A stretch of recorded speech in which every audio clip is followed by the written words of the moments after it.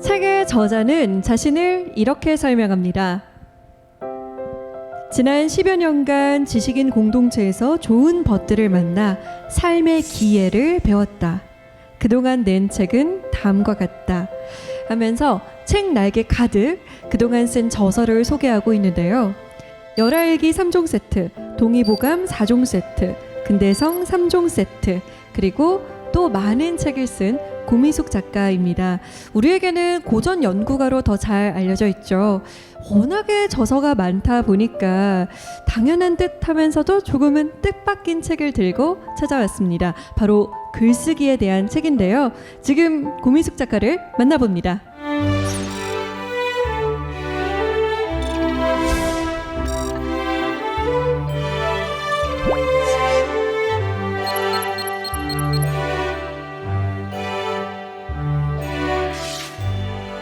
오늘의 주제가 글쓰기, 그 통쾌함에 대하여입니다. 네. 저도 글쓰기를 뭐 일기도 써보고 이것저것 써봤지만 쓸 때마다 매번 피하고 싶거든요. 그리고 좀 힘들단 말이에요. 선생님께서 말씀하시는 통쾌함은 어떤 의미일까요? 살아있으면 이제 뭔가를 창조해야 돼요. 그러니까 삶은 곧 창조예요. 창조적 활동을 하지 않으면 다 소외와 어떤 무료함, 권태 아니면 삶에 대한 부정적인 사유에 휩싸이게 되거든요. 그래서 창조적 활동을 능동적으로 그냥 해나가는 게 제가 생각하기에 가장 좋은 삶인 거죠. 그래서 글쓰기가 그런 창조 중에 가장 인간적인 창조이기 때문에 모든 사람이 이 기쁨을 좀 누렸으면 좋겠다 이런 생각으로 이제 이 책을 쓰게 된 겁니다. 사실 저뿐만 아니라 많은 분들이 글쓰기 하면 피하고 싶다라는 생각을. 근데 사실 또 되게 하고 싶어해요. 맞아요. 네. 피하고 싶으면서도 또 하고 싶거든요. 그래서 굉장히 딜레마에 빠지게 되는데 오늘 선생님의 강연을 듣고 나면 그 딜레마에서 벗어나서 아마 결단을 내리지 않을까 싶습니다. 기꺼이 받아들이게 될 겁니다. 네.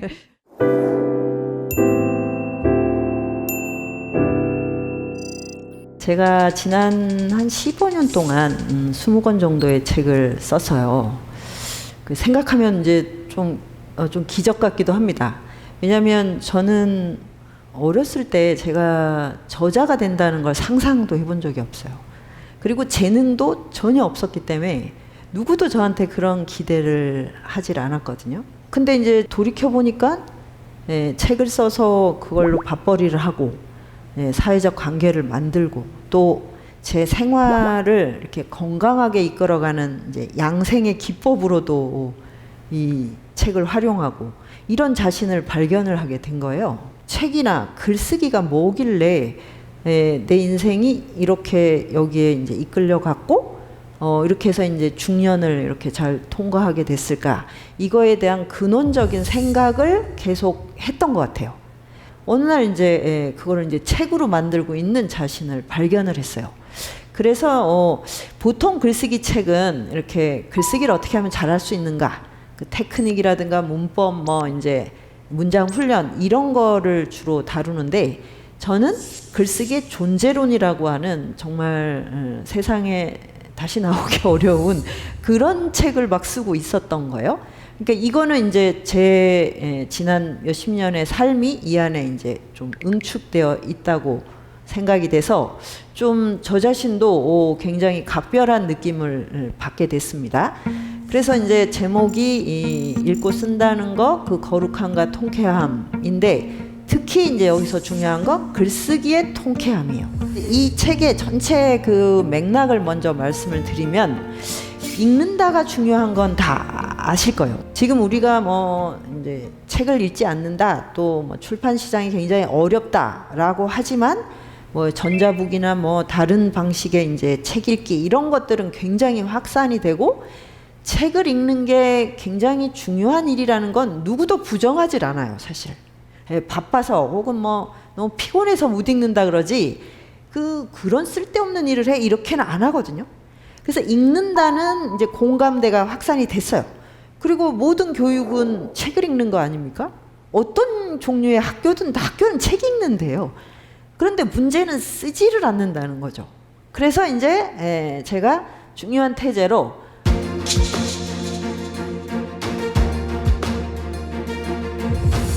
읽으면 써야 된다. 이제 이거를 이제 환기를 한 거고, 두 번째로 그러면 얼만큼 읽어야 쓰는가.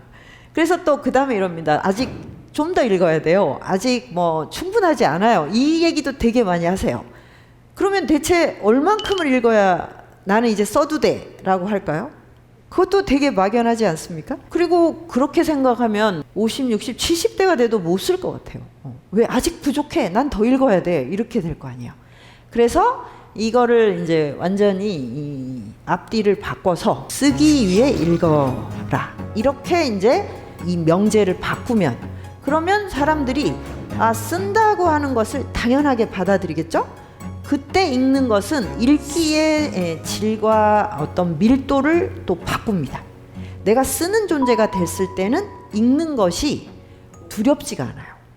그런데 읽은 다음에 쓰겠다고 하면 조금 어려우면 읽기 싫고, 또 내 관심사가 아니면 읽기 싫고, 나랑 입장이 다르면 읽기 싫어요. 그러면 나는 평생 내 마음에 들고 나랑 같은 입장이고 내가 쉬운 것만 읽게 되지 않을까요?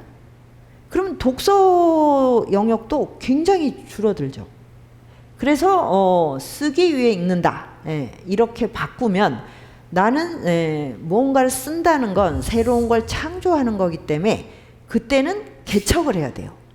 내가 어려운 거, 또 내가 나하고 의견이 다른 거, 내가 지금까지 생각하지 못했던 거, 이런 것을 읽으려고 하게 됩니다. 그래서 쓴다를 먼저 앞에 둬야, 그래야 읽기도 달라진다. 이제 요것도 제가 느끼게 된 거죠. 그러면 한 단계 이제 더 가는 거예요. 인간은 왜 읽고 써야 되지? 그리고 읽고 쓴다는 것은 너무나 보편적 활동인 거예요. 그러니까 재능을 필요로 하지 않는 활동. 노래나 춤은 재능이 있어야 됩니다. 스포츠도 재능이 있어야 돼요. 노력으로 한다. 근데 맞는데 재능을 타고난 다음에 노력을 해야죠. 그렇지 않나요? 그런데 읽고 쓰는 것은 재능하고 상관없이 존재하면 바로 시작하는 게 읽고 쓰는 거잖아요. 이거를 새삼스럽게 발견하게 됐어요. 왜 저도 이렇게 이게 갑자기 신기하게 이게 떠올랐을까? 또 이거를 추론을 해보니까 제가 이제 중년에 30대 후반에 이제 교수를 포기하고 이제 그냥 프리랜서로 살아야겠다. 뭐 말이 프리랜서지 사실은 이제 중년 백수인 거죠. 그때 평생 뭐 배운 게 읽고 쓰는 거다. 이제 대학원 박사과정에서 배운 게 그거니까 그럼 읽고 쓴다. 이거를 저는 이걸 좋아해? 재능이 있어를 물어보질 않고 그냥 내가 할 수 있는 거, 하고 싶은 것은 이거밖에 없어. 고민이 없었어요. 읽고 쓴다. 그런데 이거를 가지고 내가 밥벌이를 할 수 있고 그 다음에 내 인생을 기획할 수가 있을까? 이거는 답이 없죠. 답이 없었어요. 근데 이렇게 이제 그래서 그 답을 찾은 다음에 활동을 하면 한 발자국도 나갈 수가 없어요. 당장 그만둬야 되거든요. 근데 이제 그때 이렇게 생각했죠. 인생을 재미나게 사는데 이 재미난 게 의미가 있으면 되지 않을까. 근데 나는 읽고 쓰는 걸 좋아해. 그러니까 이거는 재미를 만들 수 있어. 근데 이 재미에 뭐가 있어야 되냐면 사람이 있어야 돼요.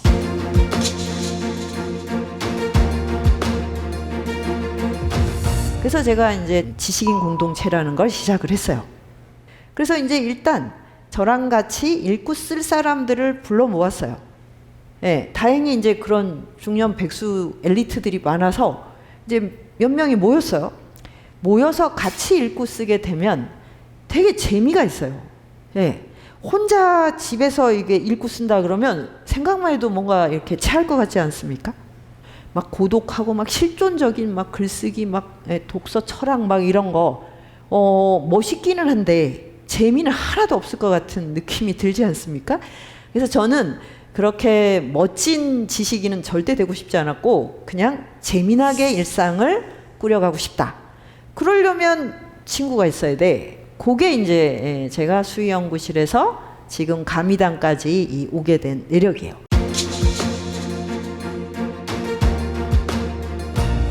제가 읽는 고전으로 쭉 확장을 해서 우리가 생각하는 이 이제 인생의 길이라는 건 한 3,000년쯤 됐어요. 3,000년이 동일한 어떤 지혜를 가지고 인생의 지도를 밟아갑니다. 인류 전체에 그 현자들이 등장을 하는, 그러니까 서양의 소크라테스, 그 동양의 공자, 노자, 부처 이렇게 등장하는 그 시기로 돌아가고, 그러면 그 이전에는, 이런 현자들이 등장하기 이전에는 굉장히 상징적이고 신화적인 지식들로 각 부족별로 전승이 됐었어요.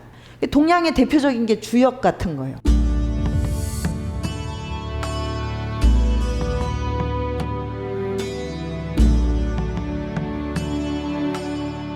인간의 그 존재의 상태로 돌아가 보면 인간은 하늘과 땅 사이의 존재라고 하는 게 등장을 해요. 그래서 이 직립이 되게 중요합니다. 인간만 직립을 하잖아요. 그럼 직립의 의미가 뭐냐면 하늘과 땅 사이의 존재라는 거예요. 그러면 인간이 그때 직립한 다음에 뭘 하냐면 관천문 찰지리를 하는 거예요. 저게 뭐냐면 천문을 보고 지리를 탐구한다는 거예요. 그걸 관찰이라고 해요. 우리가 뭘 잘 관찰해봐 이렇게 말하잖아요. 지금 그게 저렇게 거룩한 뜻입니다. 하늘의 무늬를 보고 그 징조를 읽어내는 거예요. 그걸 보고 아, 땅의 변화네. 땅이 어떻게 변하지? 이치를 탐구하면 우리가 쓰는 이 역법이 나옵니다. 우리가 지금 경자년이 됐다. 이 경자년이란 이름이 어디서 나왔겠어요? 천문지리를 관찰해서 나온 거예요. 그렇게 인간이 이름을 부여한 거예요. 그게 없으면 아직도 그냥 내일 해가 뜰까? 이렇게 고민해요. 초기 원시인들이 그렇게 했거든요. 내일 꼭 해가 뜨게 해달라고 그 석양이 지는 바닷가에서 기도를 했어요. 내일 해가 뜬다는 보장이 없잖아요. 근데 우리가 관찰을 했기 때문에 1년이라는 사이클도 나오고 이런 절기도 나오고 양력도 나오고 이렇게 나오는 거예요. 그래서 이제 말이 처음에 이제 나오게 된 배경은 하늘과 땅을 관찰해서 이거를 더 많은 사람에게 전달하기 위한 아주 가장 인간적인 메신저였던 거예요. 그러니까 초기 경전 같은 걸 보면 말이 말로 계속 전승이 됩니다. 그러니까 뭐 불경이든 논어든 다 그 이제 스승이 한 말을 제자들이 듣고 누군가에게 또 전승 이렇게 한 거예요. 성경도 그렇고 다 그렇습니다.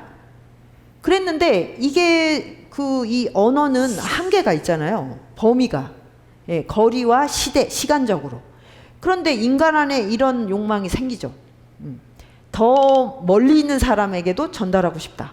그다음 내가 죽은 다음에도 계속 이 언어가 남았으면 좋겠다. 그럴 때 이제 뭐가 나옵니까? 문자가 나오는 거죠. 그래서 문자야말로 우리가 지금 너무 자연스럽게 쓰는 SNS의 시작이죠. 문자가 탄생하는 순간 천문지리를 관찰한 이 신성한 언어들이 시간 공간을 넘어서 불멸을 얻게 되죠. 그래서 우리는 지금 가만히 앉아서 몇천 년 전에 그런 인류의 지혜를 그냥 지금 접할 수 있게 된 거예요. 이 생각을 하면 소름 끼치지 않습니까? 저는 그 생각할 때마다 그냥 막 뭔가 착한 일을 해야 돼. 이건 내가 이런 책을 내가 어떻게 가만히 앉아서 누워서 이렇게 널브러져서 읽을 수 있는 이런 은총을 받고도 내가 이렇게 막 살면 안 되는데 이런 자각을 늘 하게 됩니다. 너무나 경이로운 일이에요. 그러니까 왜 문명권이 다 문자로 됐는가? 문자가 SNS로 문명을 전파했기 때문에 그 문자가 갈 수 있는 영역까지, 책이 도달할 수 있는 영역까지가 하나의 문명권이고, 이거는 정치경제학적 시스템의 공통성도 있지만 그 문명권 안에 사는 사람은 같은 브레인에 같은 지도를 쓰는 거예요. 인생의 지도를. 우리가 너무 당연하게 생각하는 삶에 대한 뭐 이런저런 공식적인 규범은 다 그 문자가 전달된 그 바운더리 안에서 통용이 되는 거예요. 근데 이제 지금은 뭐 글로벌해졌으니까 이 모든 문명권을 다 아우를 수 있게 된 거죠. 사실은 문자가 이제 언어 다음에 정말 그 전 인류를 이렇게 묶어주는, 연결해주는 그런 이제 고귀한 역할을 했다면, 이 문자를 또 완전히 대중화할 수 있었던 건 책이 탄생입니다. 종이가 그 발명이 돼야 이게 이제 책이 되잖아요. 그 전에는 죽간 같은 데 쓰고 뭐 양피지 뭐 이런, 그래서 그걸 구할 수조차가 없어요. 이게 이제 나무가 인류에게 준 최고의 선물이거든요.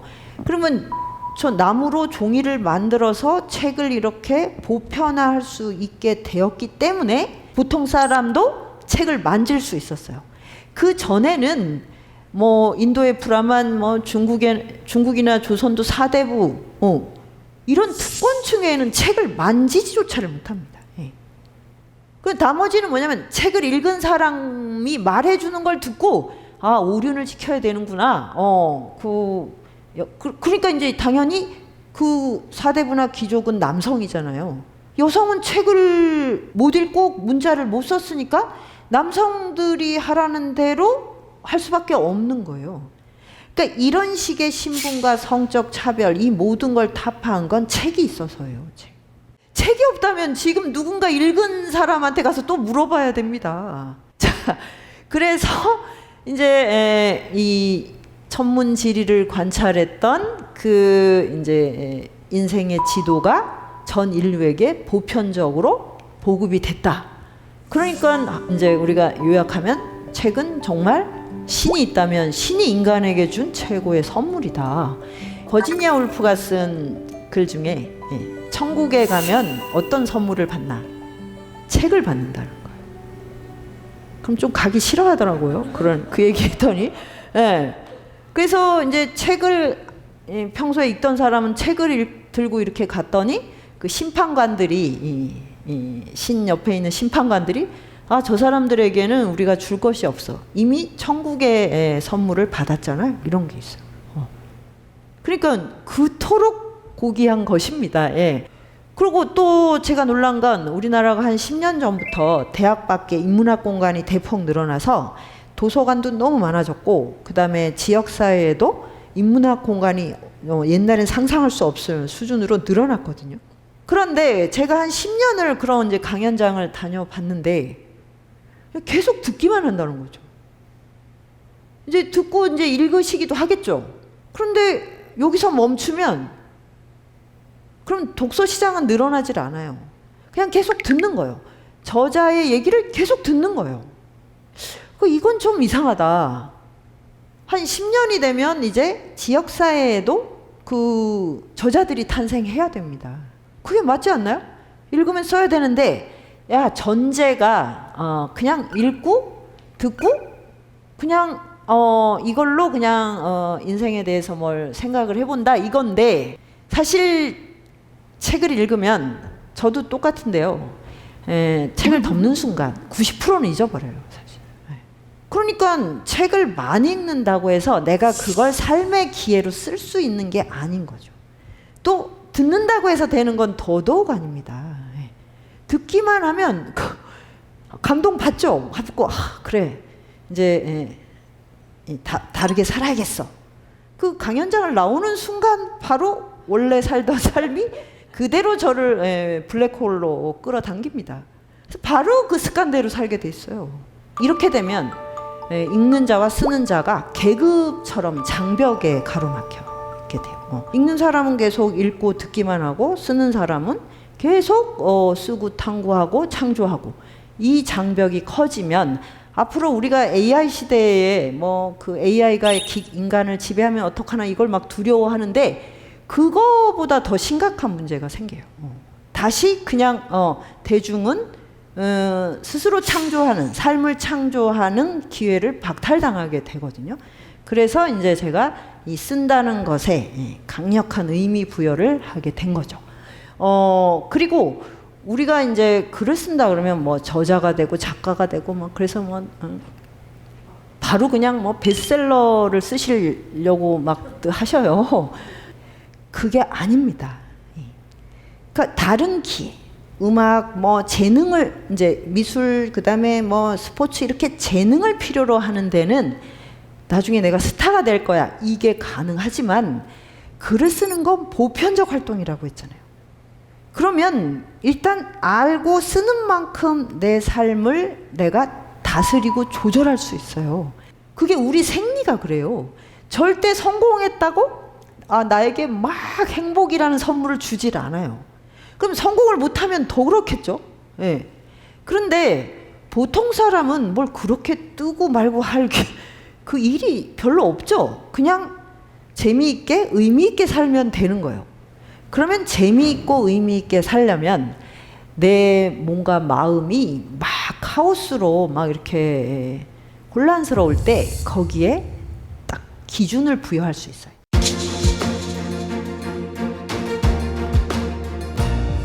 이제 동양학의 개념으로는 차서를 부여한다고 합니다. 차서가 순차, 그러니까 이제 시간적인 순서와 공간적 질서를 합친 말이에요. 시공의 기준을 잡는 거죠. 내가 이 자리에서 뭘 해야 되는지를 바로 아는 거. 네. 그러기 위해서는 뭔가 마음을 계속 다잡고 일상의 패턴을 이렇게 조율하는 게 있어야겠죠? 그거에 가장 좋은 게 읽고 쓰는 것이라는 거죠. 내가 읽은 걸 서로 주고받는 현장이 있어야 되고 쓴 거를 읽어주는 대상이 있어야 돼요. 일단 같이 읽어주고 그 다음에 독자, 보이지 않는 독자를 만나는 거예요. 그러니까 이 말의 현장이 있어야죠.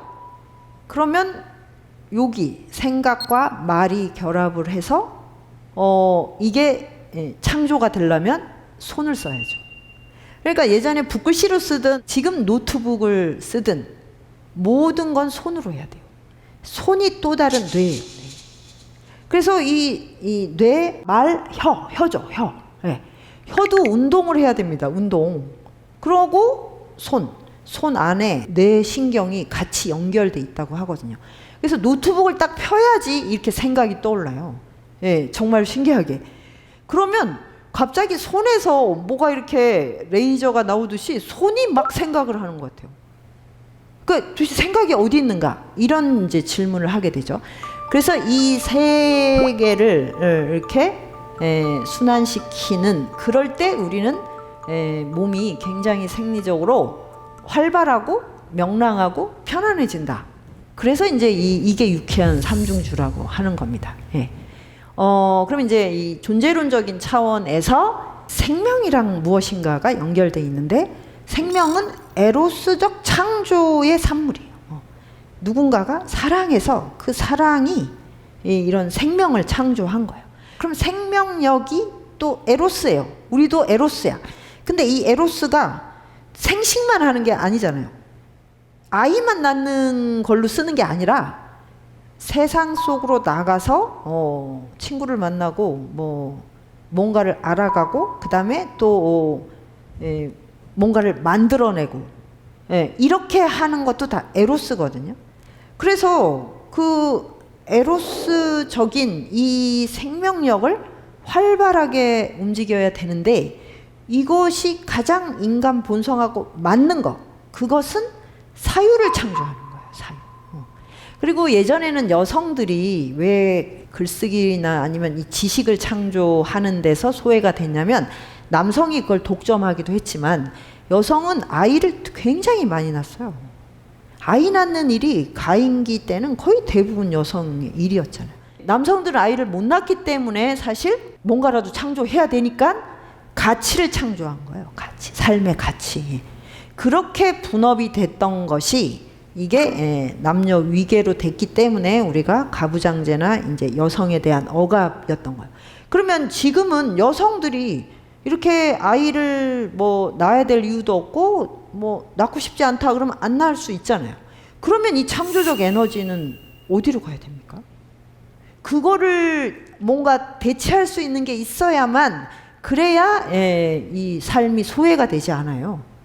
그래서 남성이든 여성이든 이 갖고 있는 이 원초적인 에로스를 어떤 이 언어를 창조하고 글을 창조하고 그래서 세상을 연결하는 이런 방향으로 써야만 이 시대적인 어떤 소외, 억압 이런 걸로부터 벗어날 수 있다. 예, 이분은 이제 우리가 조선 시대를 이끈 세종하고 또 하나의 이제 축이 정조인데 정조 대왕이신데 이분이 이런 표현을 했어요. 하늘 아래 책을 읽고 이치를 탐구하는 것처럼 아름답고 고귀한 일이 또 있겠는가. 왕인데 왕이 이런 말을 한단 말이에요. 우리는 왕이 되는 게 목표일 것 같은데 자기가 생각하기에 가장 거룩하고 고귀한 일은 읽고 쓰는 거야. 그래서 이걸 또 자세히 이렇게 또 나눠서 설명했어요. 고전을 통해 진리를 배운다. 그 다음에 문제를 밝힌다는 질문을 던지는 거죠. 질문을 던지면 내가 글을 쓸 수 있어요. 나의 언어가 창조가 됩니다. 이거야말로 이 앞에 세 가지 이게 우주 사이에 통쾌한 일이다 라고 그러면서 이 좋은 걸 왜 신하들은 안 하느냐고 이렇게 잔소리를 하셨죠. 그래서 저걸 보면 정조대왕에 대한 존경심과 그 정조시대의 신하들은 참 고달팠겠다 이런 생각이 동시에 듭니다. 예.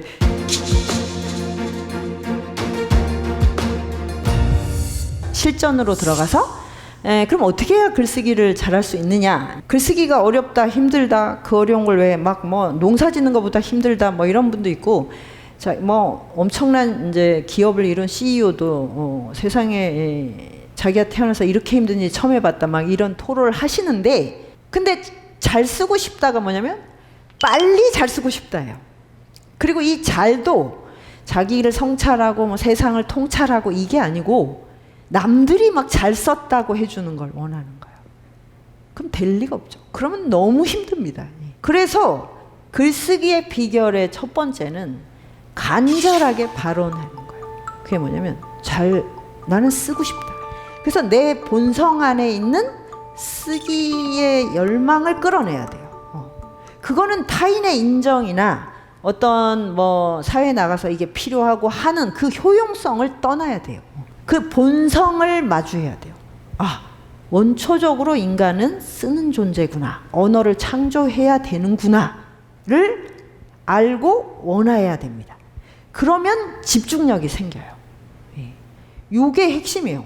그러면 뭐 너무 막연하지 않나? 막연해도 어쩔 수 없어요. 이렇게 시작을 해야만 아주 길게 양생에서 구도로 나아가는 그런 길까지 밝힐 수가 있는 겁니다.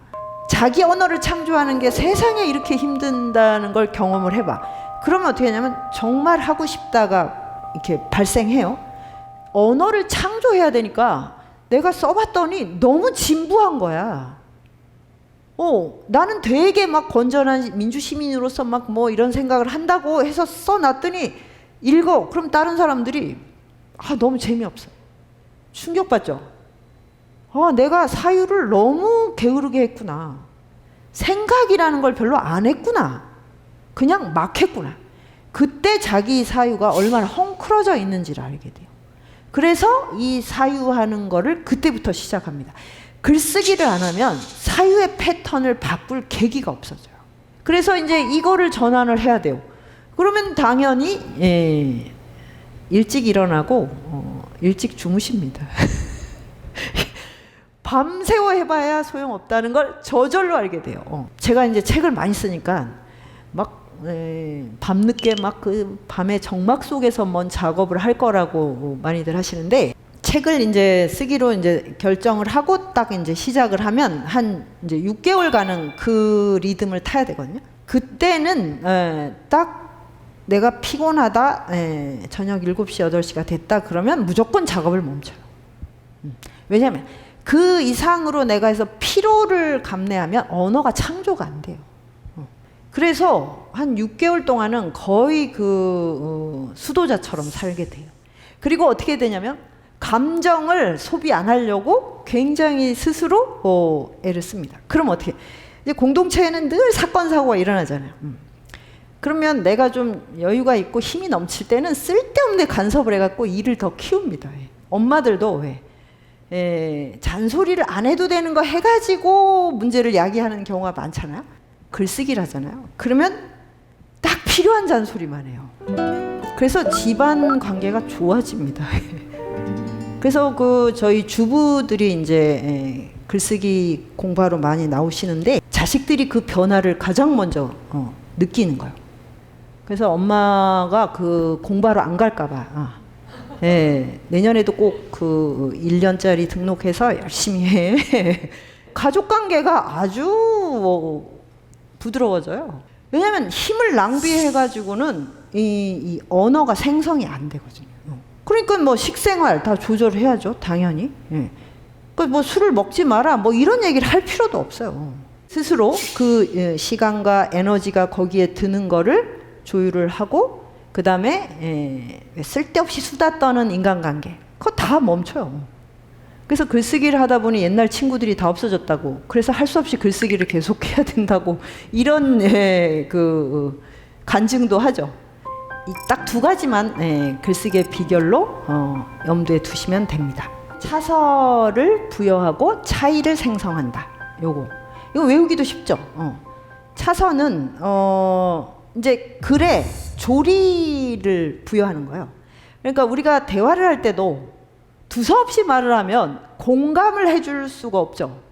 재밌는 얘기인데도 앞뒤가 뒤죽박죽이면 어디서 웃으라는 거야. 그리고 뭐 우리가 신문기사 같은 것도 육하 원칙이잖아요. 그 원칙의 그 흐름에 따라 써야 되고, 그럴 때 사람들이 집중을 하고 웃고 그걸 즐기게 돼요. 그러면 뭐냐면 글을 쓴다는 건 이걸 훈련하는 거예요. 이걸 훈련하지 못하면 평생 뭐 지혜와 유머는 뭐 인연이 없는 겁니다. 이 두 가지만 잘 머릿속에 드시면 되는데, 여기도 원리가 있어요. 그게 바로 요거예요. 자연의 리듬이 그렇기 때문이에요. 인생의 봄, 청년, 장년, 중년, 노년, 이렇게 살아요. 20년씩 단위일 수도 있고 25년이기도 하고. 그래서 동의보감은 뭐 아예 125세니까 요 사이에 중간에 환절기까지 껴서 5행으로 돌아가니까 125세가 인간의 가장 기본적인 수명이라고 이렇게 돼 있어요. 그러니까 중요한 건 몇 년을 사냐가 아니라 저 리듬을 타면서 사냐. 청년은 청년답게, 장년은 장년답게, 노년은 노년답게 살면 되거든요. 그래서 이 지혜를 터득하기 위해서도 인간은 그 리듬을 훈련해야 되는데, 그 리듬이 바로 기승전결이라고 우리가 너무너무 쉽게 알고 있는 그 내용입니다. 발단, 전개, 뭐 절정, 대단원 이런 거잖아요. 다 뭐 아마 시나리오를 쓰든 뭘 쓰든 다 이렇습니다. 이 리듬을 타야 되거든요. 요거를 훈련을 하면 내가 어떤 상황에서 지금이 겨울인가? 내가 그럼 침묵해야 되나? 아니면 지금 활짝 펼쳐야 되나? 이걸 탈 수 있죠. 맥락을 짚어낼 수 있는 거. 그럴 때 교감이라는 게 되는 거예요. 언어가 피부보다 깊다, 이 말은 니체가 이 비슷한 말을 했는데, 말이 어디서 나오는가 가만히 생각하면 되게 또 신기합니다. 제가 지금 하고 있는 말이 외워서 하는 게 아니잖아요. 그러니까 평소에 우리가 말 때문에 많은 사고가 일어나는 게 자기가 컨트롤한 채로 나가지를 못해요. 그러니까 우리가 계속 새로운 사유를 공급을 해줘야 돼요. 사유와 계속 접속을 해야 내 안에 언어들이 떠다닐 거 아니에요? 그러면 잠을 잘 때, 꿈꿀 때 막 이상한 이미지가 왔다 갔다 하고, 그러면은 이 무의식 안에 있는 정보들을 내가 계속 청정하고 맑게 하려면 그런 사유를 계속 융합시켜 줘야 돼요. 그렇게 해서 이거를 내가 이 이성적인 어떤 사유로 끌어올려야 돼요. 그거를 밖으로 표현해내면 너무 새롭고 재미있는 언어네. 이럴 때 사람들이 귀를 기울입니다. 글을 쓰고 싶다고 하는 마음을 이끌어내서 받아들이는 거, 그리고 거기에 그냥 집중하는 거, 나의 그 개성이 드러나는 그런 언어를 창조할 때 그 기쁨이라는 건 정말로 무엇하고도 바꿀 수가 없죠. 그래서 요 문장은 이 천지만물이 얼마나 많은 차이와 다양성이 있는가에 대한 글인데, 18세기 조선의 가장 특별한 저자였던 이옥이라는 분이 있어요. 여성이 아니에요. 근데 여성보다 더 여성적 글쓰기를 했어요. 이런 분이 조선시대에 있었다는 것도 너무너무 신기한데 불행하게도 아직 그렇게 대중적으로 알려지질 않아가지고 이분의 그 글은 도대체 언제 이 세상에 퍼질까, 이게 정말 좀 안타까운 지점인데 너무 특별하고 너무 개성이 넘쳐서 깜짝 놀라실 거예요. 이 문장의 특성에 걸맞는 목소리로 낭송을 해야 더 감동이 클 것 같아서 제가 읽는 것보다 강다솜 아나운서가 읽어주시면 고맙겠습니다.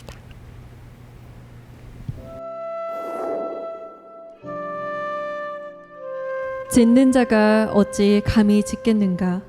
그것을 짓도록 만드는 자가 짓는 자로 하여금 짓게 하는 것이다. 그가 누구인가? 바로 천지 만물이다. 천지 만물은 천지 만물의 본성이 있고, 천지 만물의 형상이 있고, 천지 만물의 색이 있고, 천지 만물의 소리가 있다. 자세히 들어보면 현악은 현악이고 관악은 관악이다. 저마다의 색이 각자의 고유한 색이요, 저마다의 음이 각자의 고유한 음이다. 시를 짓는 것이 이것과 무엇이 다르겠는가? 노나건대 만물은 만 가지 물건이라 진실로 하나로 할 수 없으니, 하나의 하늘이라 해도 하루도 서로 같은 하늘은 없고, 하나의 땅이라 해도 한 곳도 서로 같은 땅은 없다. 천만 사람에게는 천만 가지의 다른 이름이 있고 300일에는 또한 300가지의 다른 일이 있는 것과 마찬가지다. 낭송 2호 33면.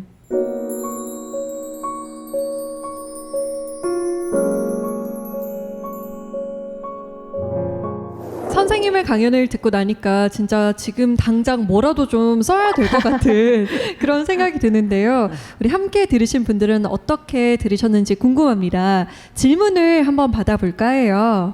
글쓰기 초보인데 알려주실 수 있는 꿀팁이나 비법 같은 건 없을까요? 어느 정도가 초보인 거야? 완전 생 초보예요. 그럴 때는 그 이제 시합 문장, 이제 종자 문자라고도 하는데 책을 하나 선택해서 읽어요. 네. 왜냐면 내가 이제 생각하는 게 이렇게 잘 이렇게 조리가 잡혀 있지가 않기 때문에 내 생각을 그냥 쓴다 그러면 정말 의식의 흐름의 기법처럼 막 써서 내가 무슨 말인지 모르게 되거든요. 그래서 이제 내 문제의식과 관계된 어떤 책을 읽고 그 중에서 눈에 딱 들어오는 문장, 하나든 뭐 한 단락이든 그거를 딱 선택하는 거예요. 그래서 그걸 놓고 이제 생각을 하는 거예요. 예. 그러니까 왜 이 문장이 내 머릿속에 이렇게 쓱 들어왔지? 그러면 요걸 떠오르는 것들을 정리를 해보는 거죠. 예. 그래서 그걸 한 단락? 그러니까 A4 반장 정도. 원래 글쓰기 이제 그 훈련할 때 처음에 다 그런 식으로 시작을 합니다. 그러면 이제 그 반 페이지, 그 분량 안에서 순서 잡고, 그 다음에 이제 좀 나의 개성 있는 언어를 이렇게 만들어내는 걸 훈련을 한번 해보는 거예요. 그러면은 그런 훈련을 통해서 조금 쓰기 시작은 했는데 어쩐지 남에게는 못 보여줄 것 같고 또 아무리 써도 완성이 안 된 것 같고 그럴 때는 어떻게 해야 되나요? 그럴 때일수록 보여줘야 돼요. 그럴 때 이게 왜냐면 자기가 보고 있으면 그 뭐라고 할까, 이게 그 안에서 맴돌아요. 그래서 이게 이쪽을 뚫고 나가지를 못해요. 그건 누구나 다 똑같거든요. 그래서 일단 뭐 가까운 내가 믿을 만한 누구, 뭐 가족이든 친구든 이렇게 들려줘서 이제 읽어보라고 해서, 아니면 내가 읽어줘도 돼요. 이렇게 읽어줘서 무슨 얘기인지 알겠는데 재밌어 라고 하면 근데 뭔가 조금 어디가 이상해, 이런 거를 피드백을 받는 거예요. 그게 이제 독자와의 대화죠. 그럼 거기를 이렇게 읽어주고 이 피드백 받는 순간에 그 새로운 문장이 떠올라요. 그럼 그걸 이제 이렇게 밟아가는 거고, 완성시키려는 마음은 갖지 않는 게 가장 좋은 아예 처음부터요. 네, 가장 네. 좋은 글쓰기 비법이에요. 저는 그렇게 했어요. 왜냐하면 그렇게 해가지고는 도저히 뭐 통과 자체가 안 돼요. 그러니까 그 제가 처음 배울 때도 그냥 이 학기를 무사히 버티는 거. 여기 이제 너는 글쓰기를 그만해라는 말만 안 들을 수준까지밖에는 못하고 그거를 목표로 삼았거든요. 그러니까 뭐 그 이상 되는 분 있잖아요. 막 이거는 뭐 바로 그냥 책으로 내면 되겠네. 막 네네. 이런. 그래서 이제 이런 분들하고 이제 저는 요 턱걸이를 하면서 갔는데 10년 지나니까 이분들이 다 없어졌어요. 이분들은 재능이 넘치니까 욕심이 많아지고 그러면 완성도에 대한 게 더 커지는 거예요. 그래서 그 다음에 아예 글을 못 쓰는 부작용도 생겼어요. 저는 턱걸이만 했기 때문에 이 과정을 다 거쳐서 앞에 있는 경쟁자를 다 물리쳤죠. 없더라고요. 저만 글 쓰고 글 써서 이제 이렇게 평생을 살고 있는 거예요. 이거 아주 좋은 전법입니다. 그러네요. 절대 칭찬받으려고 하지 말고 내가 뿌듯해야 돼요. 내가 이 어려운 걸 해냈잖아. 그리고 사람들한테 읽어줬잖아. 이게 굉장한 자산입니다. 질문을 한 번 더 받아볼까 합니다. 강연을 들어보니까 글 쓰는 게 이제 수행의 한 방법 같은데 반대로 글을 쓰지 않고는 살 수 없는지. 글을 쓰지 않고 못 사는 건 아니죠. 살기는 사는데 저의 그동안의 경험으로 이제 되짚어 보면 처음에는 이제 저처럼 이제 읽고 쓰는 것밖에 할 수 없는 사람들이 하고 또 석사 박사 학위를 그 연마한 사람들만 하고 이렇게 생각을 했어요. 저는 이제 계속 읽고 쓰고 그걸로 이제 밥벌이도 하고 이제 사람도 만나고 이 세상과 대화를 하고 이렇게 했는데 다른 직업을 가진 사람들, 너무나 훌륭한 직업을 많이 가진 분들이 나이가 들면 그 직업에 대한 다 소외와 허무가 생겨요. 그러니까 저는 점점 만족스러워지는 거예요. 제 삶이. 지금도 좋고 나중에도 죽을 때까지 이거 왜 다른 거 하고 싶지가 않아. 이거고 그 다음에 나한테 너무 이로운데 누구한테도 권할 수 있는 일이잖아요. 근데 그런 일이 있어요? 그런 노동이? 여기 방송하시는 분들은 친지들에게 절대 권하고 싶어 하지 않을 것 같은데. 네? 힘들잖아요. 그죠? 그렇죠. 다 권해요. 다 네. MC가 돼. 나 같은 아나운서가 돼. 이렇게 못하지 않나요? 네. 네. 보통 다 하지 말라고 권유를 하고 그렇죠. 있어요. 네. 근데 사업하는 분들도 그러고 다 그래요. 정치하는 분들은 더 하겠죠. 자식한테만은 이렇게 하라고 하고 싶지 않아 이러잖아요. 근데 저는 누구한테나 다 하라고 할 수 있어요. 이걸 해야 된다고. 그리고 공자, 노자, 소크라테스 이런 인류가 스승으로 삼는 모든 분은 결국 읽고 쓰는 일밖에 하지 않았어요.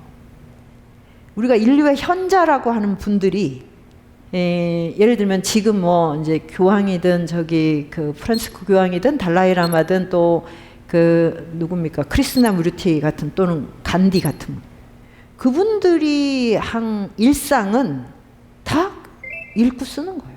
그리고 전 세계인을 향해서 말하는 거고. 그래서 제가 감히 거룩하다는 말을 붙인 거예요. 그래서 여기는 소외가 없구나. 경쟁하지 않는 거죠. 누군가에. 그리고 누구에게 인정받는 걸로 내가 환원되지 않고. 그래서 이게 이제 하나예요. 좋은 삶. 지금도 좋고 나중에도 좋고 나에게도 좋고 누구에게도 이롭고 이번 생에도 좋고 다음 생에도 좋은 일. 불멸은 쓰는 것밖에 없어요. 어떤 것도 너무 순식간에 사라져 버려요. 그거를 좀 깨달았다고 할까? 그래서 좀 알려드리고 싶었어요. 많은 분들한테 생명의 이 창조적 에너지를 충분히 써야 되는 건 모든 사람에게 부여된 미션이에요. 그런 일로 남을 피곤하거나 해롭게 하지 않으면서 나를 충만하게 하는 일, 이 일은 읽고 쓰는 것이다. 저는 감히 그렇게 말하고 싶습니다. 정말 지금부터라도 꼭 읽고 써야겠다라는 너무 그렇게 결심하지 결심을 마시고. 하겠다. 아, 이거를 꼭 지켜야 될 텐데. 아, 근데 이 아나운서 분들은 참 좋은 게 말이 직업이잖아요. 네. 그러면 이게 굉장히 이 순환이 잘 돼요. 오. 양생에는 참 좋아요. 이 직업 자체는. 목소리가 그리고 그 사람의 운명을 그 가늠하는 또 잣대이기도 하거든요. 네. 그 좋은 목소리를 타고났다는 건 정말 좋은 운명을 타고난 거예요. 그리고 이 아나운서가 뭐 욕하고 남 헐뜯는 얘기 할 수 없잖아요. 그렇죠. 그렇지 않나요? 아무래도 직업적으로 할 수가 없잖아요. 네, 그렇죠. 근데 이게 너무 남에게 친절하거나 남에게 듣기 좋은 말만 하다 보면 또 소외가 일어나요. 내 속에서는 지금 막 우라통이 터지는데 계속 남에게 그런 듣기 좋은 얘기를 해야 되는 거. 그러니까 글쓰기 하기 아주 좋은 직업이죠. 제 자신을 위해서라도 꼭 좀 써야겠어요. 마지막으로 선생님께서는 앞으로 뭘 읽고 또 뭘 쓰실지 궁금합니다. 어떤 걸 공부하고 어떤 책을 내실 계획인가요? 그러니까 제가 이제 이 원리 읽고 쓴다는 것의 통쾌함을 깨닫게 된 순간부터 이 노년과 죽음에 대한 두려움도 많이 사라져 버렸어요. 왜냐? 나는 죽을 때까지 읽을 책이 너무너무 많은 거예요. 그리고 절대 이거는 마르지 않는 샘물? 바다 같은 거예요. 네, 이걸 다 읽고 나면 어떡하지? 이런 생각을 할 수가 없잖아요. 그러니까 그게 주는 어떤 이 여유, 자유, 이거는 정말 많은 분들이 좀 누리셨으면 좋겠어요. 그래서 너무 많아서 뭐부터 이제 시작을 해야 될까?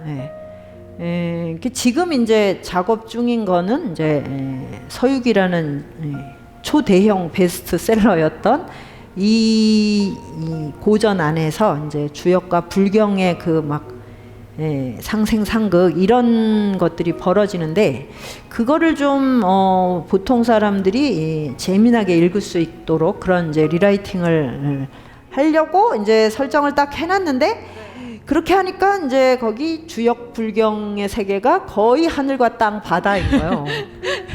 그래서 어디서 먼저 지금 헤엄을 쳐야 되나 뭐부터 이거 지금 머릿속으로 일단 순서 잡느라고 네. 곧 그 순서가 잡히면 이제 그 작업에 들어가게 되겠죠. 네, 선생님께서는 그 순서 잡는데 좀 피곤하실 테지만 저희는 또 그 책이 나오면 정말 재밌게 읽을 것 같아요. 잘 차서와 차이를 이렇게 생성시켜서 책이 되면 아주 쉽고 재미난 이제 동양 고전의 어떤 텍스트 하나가 이제 탄생하는 거죠. 네.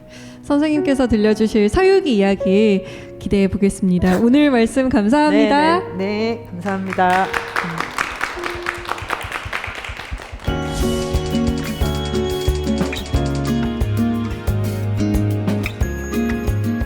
세상의 많은 향수 중에 가장 향기롭다고 꼽히는 향수는 발칸산맥의 장미에서 추출된다고 합니다.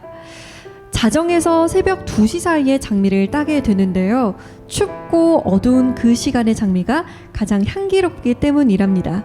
글쓰기란 그런 게 아닐까요? 바로 그 장미처럼 진한 내면의 향기를 응축시켜서 딱 한 방울의 향수로 표현하는 것처럼 말이죠. 오늘 당장 일기장부터 한번 꺼내봐야겠습니다.